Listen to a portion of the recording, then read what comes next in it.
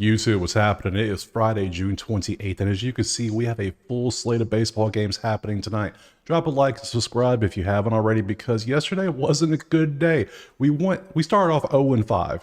I thought it was going to be terrible. Ended up making a slight comeback to 4-6, minus 2.6. We'll take it. We mitigate risk. Whatever. We'll move on. It was a weird day. Two minus 300 favorites lost. Whatever. For the week, still down 2.6, mainly from yesterday.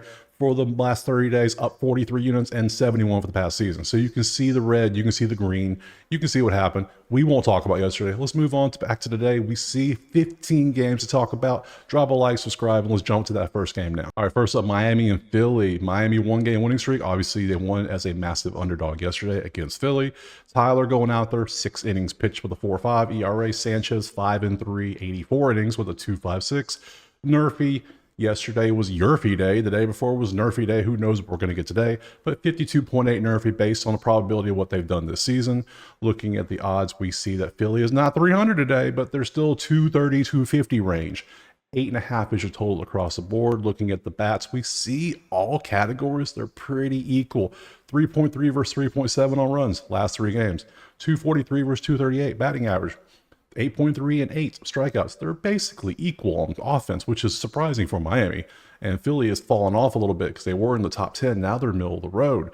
Pitching is the main difference here. We got Sanchez with a 2.67 with a 1.28 whip. You can see outside of this game against Boston, he's been pretty stellar. Pretty good numbers. He hasn't faced Miami, but he's faced some teams. So Boston's the only bad-ish. If you call this as a bad game, I mean, he only pitched 4 innings. So yeah, I mean, that's his worst game. But other than that, these games are all pretty good. So, and then Tyler's going out there 4-5 with the 117, but that is based on one game in the past 2 months, because this other game was April 26th. We're not going to count that. That was April. Let's be honest. June, this is what I want to look at. 4 innings, 2 earned runs. Not bad. It was Seattle, but he only struck out 2. Only striking out 2 against Seattle is concerned because Seattle strikes out more than anybody. So that's something. In my opinion, let's be honest here, Sanchez is a better pitcher. We have a better sample size. We know what we're getting. Tyler, we don't have the stats. We need to see more than one game. In my mind, this is basically he's a new pitcher. So, and with the stats being the way they are offensively, the odds being like they are this way, I'm going to take Philly money line. They're going to be a straight bet because 1 unit to win what? 0.4 units? I will take that because profit's profit. I don't care how much it is. And I'm going to take run line today too. I think I hate to say this, but I feel like they're just they feel embarrassed. Hopefully I feel embarrassed for them. So I'm taking them on the run line. I'm taking them on the money line. We ain't taking a nervy. We're not taking totals. Just run line, money line, Philly. Next game. Next up, we got Washington and Tampa. Washington, 3-game losing streak. Tampa only lost 1. Parker 5-3 with a 3.3 ERA up against Eflin 3-5 with a 4.20 ERA. Nerfy is almost 67% based on what they've done this season, probability wise. We will look at their pitchers and see how they are doing. You know what? Let's go ahead and just jump to that now. Parker is going out there. You can see he got a little roughed up in his last game against Colorado, gave up 4 runs. Outside of that, he's good for 1, 2, maybe 3 runs a game. 4 is his worst game on the screen. He has not faced Tampa Bay, so that doesn't really stand out here. Eflin, on the other hand, you can see has not faced Washington, but gives up runs. We already see that he is going to give up plenty of runs. So the advantage in this one clearly goes to Parker, has the better pitcher. Eflin's going to give up runs. But let's look at the bats and see if they help out any. We see that the offense, Washington, 6 runs a game in their last 3 for 8th. Tampa, 5.7 in their last 3 for 10th. Batting average, 236 and 270. So we have advantage on Tampa on the batting, but they're both top 10 for runs. So to me, I'm laying off the Nerfy. I have one pitcher that's prone to give up about 4 runs. 1 pitcher that gives up a couple runs, 2 top 10 run scoring offenses, 1 top 10 batting average, and all that's a recipe for not a Nerfy, but not enough for a Yerfy in my mind. So either way, Tampa, I would say, has the advantage slightly offensively here. We see Washington has the advantage when it comes to the pitching. When it comes to the odds, we see that Tampa is pretty heavily favored at home for some reason, even with the worst pitcher. 7.5 across the board. I can't back either side here. I can't even pick a total. To me, they're going to cancel each other out. I'm going to pass and move on to the next game. Next up, Texas, Baltimore. Texas 4-game losing streak, Baltimore 2-game winning streak. You can see Scherzer has only pitched 1 game, 5 innings. He has no stats. Suarez 3-2 with a 2.7 ERA. Nerfy is 37.4. That's a pretty low Nerfy based on what they've done this year with a pretty high Nerfy, 15.06%. Might be the highest I've seen this season.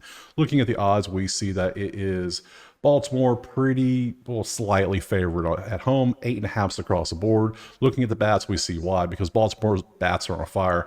7.7 runs their last three for fifth. Meanwhile, Texas, 2.7 for 24th.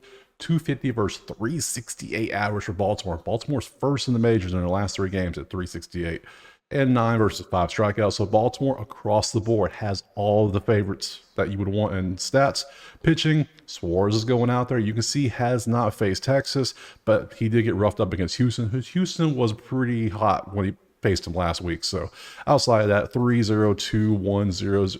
And the only thing is he's not going to pitch more than 5 innings. I need to start factoring more of what the bullpens are going to put out there because I need to know what's going to happen after he leaves the game. Scherzer, we know he did 5-1. We don't know what's going to happen. This could be just like Cole with the Yankees last week. Cole did decent his first game, goes out his second game, and gets absolutely destroyed. I wouldn't be surprised, put it that way. So to me, I need to know. I need to see what he does in his next game. I need at least 2 to 3 points of data before I can really start predicting on which pot I want to go with. But I will say Baltimore's offense is hot. With the pitching here versus Suarez here, Suarez is prone to give up runs. Scherzer, we don't know anything about. He's up in the air. And the odds being where they are, I'm just going to have to pass on the entire game and move on to the next one. Next up, we got the Yankees and the Blue Jays. Yankees, 4-game losing streak. Toronto won their last 2. Stroman, 7-3 with a 3.25 up against Kikuchi, 4-7 with a 4 ERA. Nerfy is at 54.03. That's based on what they've done the past year so far, but that's not that good enough to look at. Odds, we see it's a pick 'em across the board, no matter where you look. 8.5s and 8s up there for the total. Bats, big advantage for Toronto here. You can just see the trend line. One's going down, one's going up. Yankees, 3.7 runs a game. The last 3 for 17. Toronto, 8 runs a game for third in the majors. Yankees are batting 168 in their last 3. That's terrible. 203 in their past week and 204 in the past 2 weeks. The Yankees have not been good in the past 2 weeks offensively. Toronto, 295 their last 3 for fifth. Strikeout wise, 10.3 versus 10.7. Both teams are striking out a good bit, so might want to look at some strikeout props, perhaps, especially against the Yankees since they can't even hit the ball. So let's look at the pitching a little bit. So for New York, we got Stroman coming out here. We can see that game log 315 to 126 has not faced Toronto here recently. We can see the stat. His worst game was 7-4-4 against Boston here, and for oh no, his worst game was Minnesota. About overlooked that one. We see that. So Minnesota was rough. Great game against KC. If 3 against Atlanta. So you can see what he's done here recently. And we come up here and let me grab Kikuchi real quick, bring him down to the game. Game log, 4 ERA with a 1.33. He has not, May hasn't been good to him. He's had 3 rough games in May, a couple of rough games. He's not that good of a pitcher anymore. I thought he was much better when the season started. No, dude has fallen off hard. So we see he gives up runs. We see Stroman has potential to give up runs. Toronto's bats are pretty hot. The over-under is 8, 8.5. There is an 8 out there, so which means if there's an 8 on, these are the biggest books, which means if it's on this screen, offshore books have them all day. So I'm probably going to take the over of 8 in this one, mainly because I think the Yankees, even though they're slumping, let's be honest, they are slumping. I think going against this, I don't see him coming out here and just pitching a gem like he did against Milwaukee. I see him being more inclined to give up a handful of runs to the Yankees. So I'm going to take the over of 8 in this one and just move on to the next game. Next up, we got San Diego and Boston. Padres, 3-game winning streak. Red Sox lost their last one. Vasquez, 2-4 with a 5.1 ERA up against Pivetta, 4-4 with a 4.06. Nerfy's 40.5. That's what they've done this year. Nerfy's orange is at 13. That's something you might look at here. At the odds, we see Boston's pretty decently favored at home. Totals are 9.5 across the board. Looking at the bats, we see San Diego has the advantages slightly. 8 runs a game, their last 3 for third. Meanwhile, Boston's at 6 runs a game, their last 3 for 8. So 2 top 8 offenses. 263 versus 248, 10th and 14th. So both of them top half of the majors. 5 and 7.7. Both aren't striking out that much. Looking at the pitching, we got Vasquez going out there. Outside of this game, he's been decent. His last game was the gem against Milwaukee. Roughed up against Philly, 7-1, 6-3, 4-3, 10-3, 8-5. You can see he is up and down the very definition. Has not faced Boston though, so interesting to see how he faces a top 8, top 10 offense right now. And Pivetta has not faced San Diego, but you can see 3-3-4. Great game against the Braves, but we know the Braves have been cold most of the month, so I don't know how impressive that actually is. 7-5, 3-2. So we have two pitchers here, as you can see, that they tend to give up runs. 9.5's there for a reason, with a little bit of juice on the under. I can take over 9.5 and get some plus juice in this one. Yeah, I'm going to roll the dice. I'm going to take the over and expect one of these pitchers to get absolutely rocked. One of these bats to continue to stay hot, and hopefully we can get like a 7-4 final. I'll take that.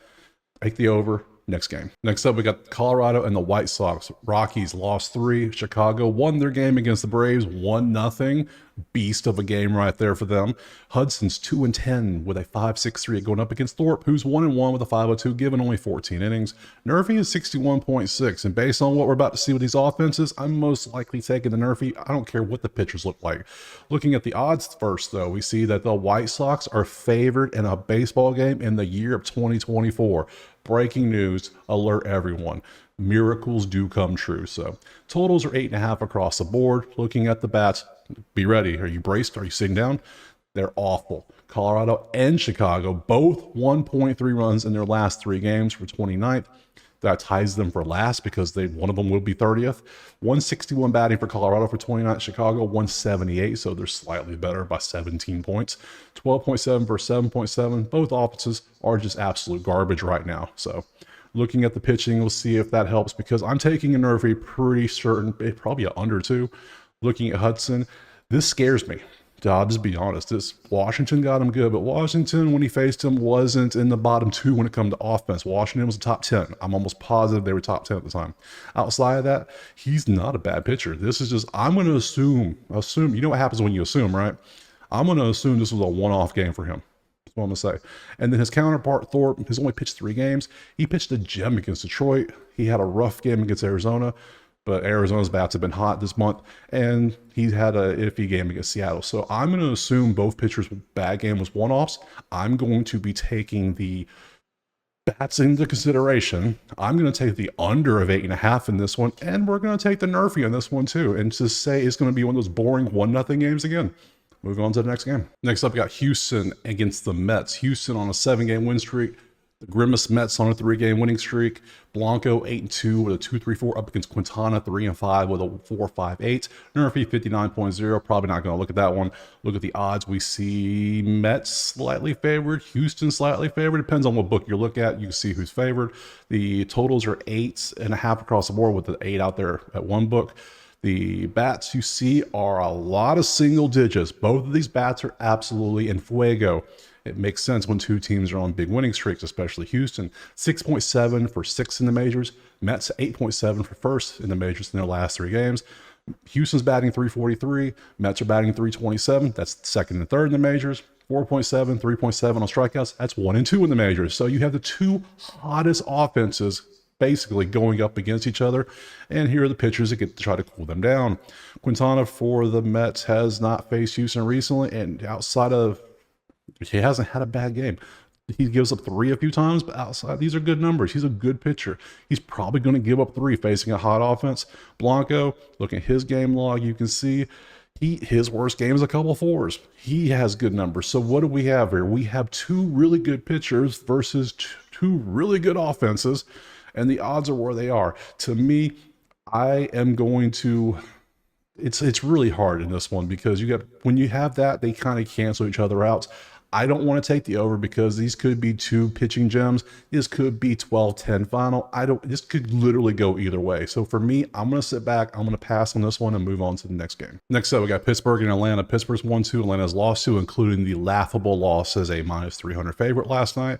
Perez 1-3 and his 1-4-1 going up against Morton 4-4 with a 4.20. You can see Nerfy's 44.3. We'll look at that a little deeper here in a second. Probably not taking that. Odds. The Braves aren't 300, but they're still close to 200 at a lot of spots, and I'm shell shocked. I'm scared now. I don't know if I can do that. The totals are nines, 8.5s across the board. The bats, Pittsburgh 6.7 for 6, 275 batting for 6 in the last three. Meanwhile, Atlanta's 2.3 runs for 27th with a 186 batting average. We have a big advantage, Pittsburgh, in offense. Pitching, Perez is going out there. He had a rough game against Milwaukee. His last game was Atlanta. He pitched 3 innings, 4 hits, 1 earned in a game that the Pirates lost 8-1.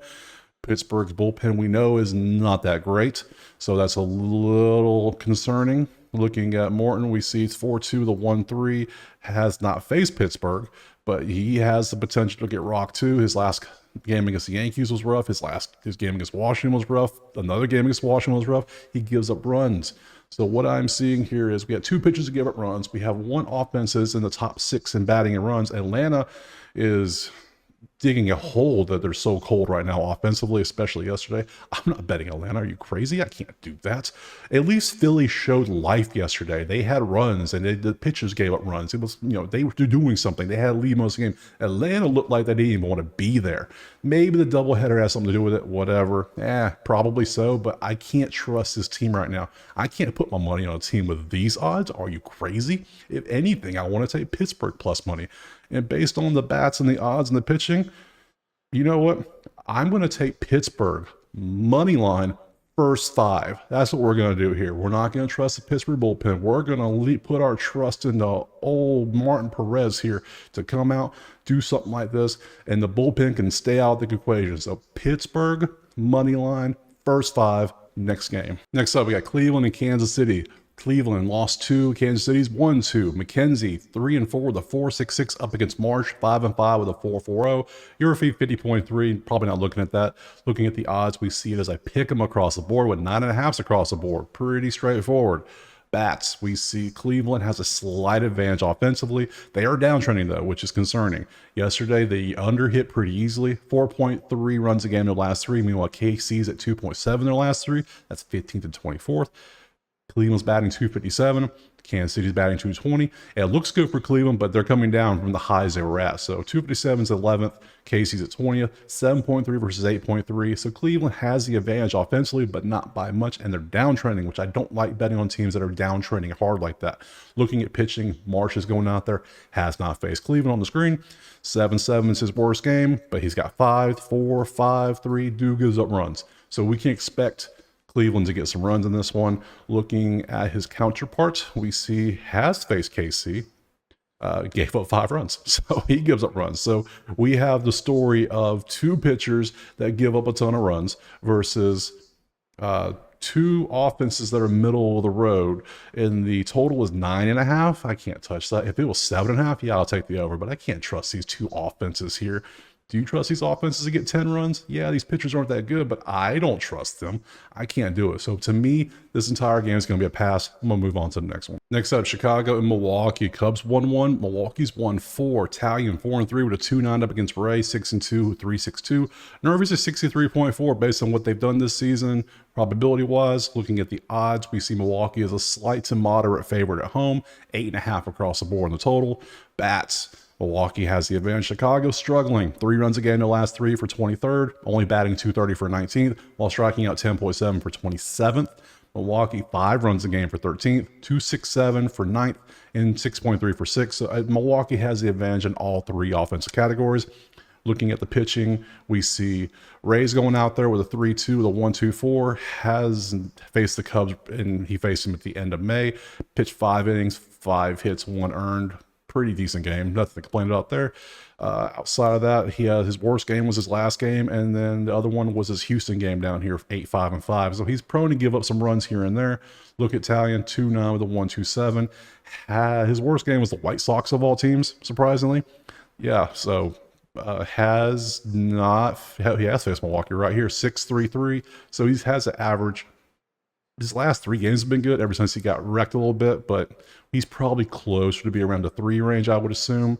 Based on the bats being where they are, I would say Milwaukee probably has the advantage because even though he faced them already and they should have an advantage as a hitter, I don't see how this offense can do anything better. So with the odds being where they are, I'm going to take Milwaukee on the money line in this one, and we're going to leave this total alone. I don't trust 8. I don't know if they can get the over or the under in this one, so I'm going to take Milwaukee and move on to the next game. All right, next up, Cincinnati and St. Louis. Neither team's on a streak to worry about. Montes 3-5 with a 4.48 up against Palante 3-3 with a 5.23. Nerfy 56% probability was it on what they've done this year. Odds, we can see St. Louis is a slight favorite in this one, 8.5 across the board. Looking at the bats, we see Cincinnati's favorite in the bats area, 5.7 runs for the last 3 for 10th, 271 batting for 7th. They batted 400 yesterday in their last game they played.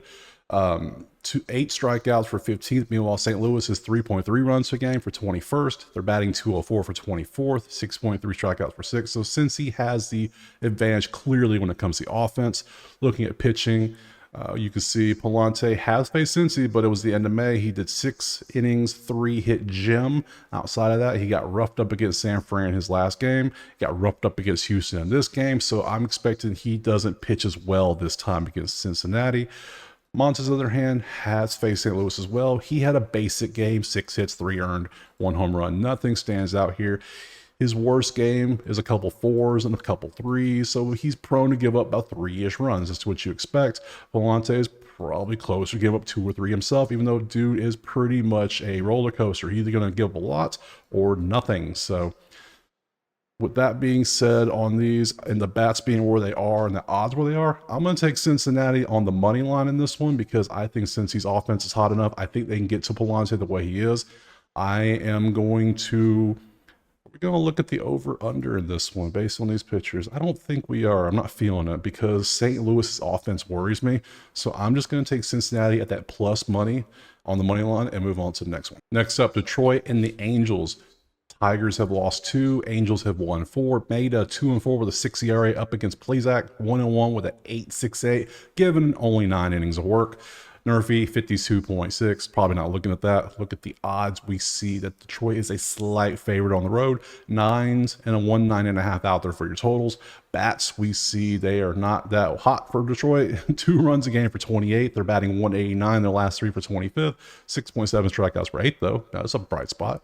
But overall, the bats are in the bottom 5 in the majors in the last 3. Angels 5.7 for 10th while batting 253 for 12th. So clearly the Angels have the advantage with the bats. Popping over to the pitches, made a 6 ERA with a 1.43, and you can see has not faced the Angels, but that was a good game. This game, all his stats were back in May. June's been good to him. 4 innings for due with a 6 ERA is not bad. 8-3 against the White Sox. It was the White Sox, let's be honest. 8-5 against Boston. 5-7 against Cleveland. He had a gem against Toronto. That was pretty good. So, dude, he's up and down. He's probably going to get about 3-ish runs, is which we can expect here. Plesac, on the other hand, he's only pitched 2 games. 4-3 and 7-6. So he gives up runs too. We see that the bats are ice cold for Detroit. Angels are pretty warm. I don't know if I trust Plesac enough to bet on him. With the odds being where they are, it's a pick 'em for a reason because it's a hard game to pick. So for me, I'm just going to lay off this game completely, and I'm going to pass and move on to the next one. Next up, Oakland and Arizona. Oakland's lost 5, Arizona's lost 2. JP Sears and his 4-7 record with his 5.04 ERA up against Ciccone, 2-6 with a 5.74. Nerfy 47.1, probably not looking at that, too low. Odds, Arizona's pretty heavily favored in this one. At home, totals 8.5, 9s across the board. Looking at the bats, we see Oakland 2.7 in their last 3 for 24th, while batting 232 for 18th. Arizona 4.7 for 14th, 216 for 22nd. So no real advantages here when it comes to the bats. Strikeouts 6.7 versus 7. Again, there's nothing really stands out in the batting area.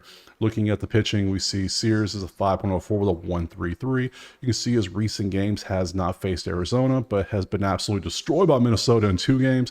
San Diego got him for 3. Seattle got it for 2. He did strike out 8 against San Diego, so hey, he did his job there. 4 runs against Atlanta. Houston, he actually kind of shut down. So he's been getting progressively worse game by game. He's going to pitch a gem or he's going to keep getting worse. I don't know what we're going to get out of him. Ciccone, on the other hand, has not faced Oakland. You can see 5-1. Angels roughed him up pretty good. 3-0 gem against Washington is actually kind of impressive here. 5-1 against the Mets is actually impressive. 7-3 against the Padres. Padres were cold at this point, so I don't know how impressive that is. But you can see he gives up runs. That's all it is. We got 2 pitchers that give up runs. We have the offenses in the middle of the road, and we have a total of 8.5 out there. Because of, I have passed on a good many games today. I want a little more action than I've been doing. I am going to take this over of 8.5 because I see it out there. It's 135, 138. There's other places with better juice, but I'm going to take over 8.5 in this one and just move on to the next one. Next up, we got Minnesota and Seattle. Minnesota's 1-2, Seattle 1-1. Obear 7-4 with a 4-5 up against Gilbert, 5-4 with a 2-7-1. Nerfy 56.6. Probably not looking at that. Odds, Seattle slight favorite at home. Sevens for the total with a 7.5 out there across the board. Looking at the bats, Minnesota is very single digit based. 8.3 runs a game in their last three for second, 306 average for fourth, 5.7 strikeouts for fifth. They're not above 5 in any category in the past 2 weeks. Offense has been just lava, just hot. So Seattle 3.7 for 17th, 151 batting for 30th is laughable, and 12.7 strikeouts because guess what? It's Seattle. That's what they do. They might as well trademark the strikeout because that's their thing. Looking at the pitching, Ober's going out there. He has not faced Seattle. He got roughed up. He gives up some runs here and there. We can look over at Gilbert. I think you know where we're going here. Gilbert pitches good. Let's be honest. He has not faced Minnesota though, and he got Houston got him. But other than that, I don't care. When we see numbers of 7 out there, 6.5 is hard to find. But when we get a 7 even, I'm taking over 7. That's what I'm going to do. Because just because of Minnesota's bats are so hot, if Gilbert shuts him down, he shuts him down, and I lose a unit. Hey, whatever. But I'm going to take the over of 7. I'm going to go with these bats. Take the over next game. Last game, Dodgers-Giants. Dodgers 4-game winning streak. Giants 1-game losing. Knack 1-1, 2.1 ERA. Webb 6-6, 3.16 ERA. Nerfy 51.7, not worth looking at really, I don't think. Odds, we see the Giants are slightly favored at home. I mean, slightly. In some places, they're a pick 'em. 7.5 is a total out there. Let's look at the bats. We see Dodgers 3.7 in their last 3 for 17th, 220 for 20th in their last 3, yet they're on a 4-game winning streak. And they're only striking out 9 times for 20th. Giants, 4 runs a game for 16th, so no advantage there. 211 for 23rd, no advantage there. And 9 is the same number as the Dodgers. So there's no advantage when it comes to the offenses here. They're both trending down they're the same team right now currently. Looking at the pitching, Knack, 2.1, 0.94, given it's only been like 20-something innings. June, he had Angels 5 innings, 2 hits, pretty good game. Before that was May 19th, 4.2, pretty good game. Before that, April, dude pitches once a month. That's what it looks like. So he looks like a good pitcher. We just don't really have consistent data on him. Webb, on the other hand, we know we do. 3.1, 1.2, dude pitches a lot. He has not faced the Dodgers recently, but he does give up runs. He is not that's what he's going to do. He's going to give up runs here and there. Dodgers look like they have, it feels weird to say because you don't have that many stats, but I mean, he doesn't have a bad game. And so they're just spread out. Webb, he's going to give up 3 or 4 runs. Knack, he could easily give up runs just here. So to me, with these offenses are in the 20 and 23 in the batting area, 17 and 16, it is a late night game. It is Friday night too. So things like that matter because it is Friday. I'll be up later. I get to watch these games. Hey, I love that. I'm going to take over 7.5. I'm going to do it. I am not going to take a side. I can't do it. I was leaning LA, but with Knack being so, we don't know yet, I just can't. So I'm going to take over 7.5 and call it a day. All right, all 15 games broken down. Here is the recap that everybody likes to see. Miami, Philly money line and Philly run line. I think they'd bounce back. Washington, Tampa Bay is a pass. Texas, Baltimore is a pass. New York, Toronto is over of 8. San Diego, Boston over 9.5. Colorado and the White Sox. I'm taking the Nerfy and the under in that one. Houston and the Mets is a pass. Pittsburgh, Atlanta. I'm taking the Pirates money line first 5 in that one. Cleveland, KC is a pass. Cubs in Milwaukee is going to be a Milwaukee money line. Cincy, St. Louis is a Cincy money line. Detroit, Angels is a pass. Oakland, Arizona is over 8.5. Minnesota, Seattle is over of 7. LA and San Fran is over 7.5. And since I only have 2 money line favorites, Philly and Milwaukee, I'm not going to do a money line parlay because Philly ain't taking another my units again. So we're just going to leave it just like it is. No parlay today, just all straight plays. And Drop a like, subscribe. Let me know what you're playing in the comments. And that's it. We'll see you tomorrow. Peace out.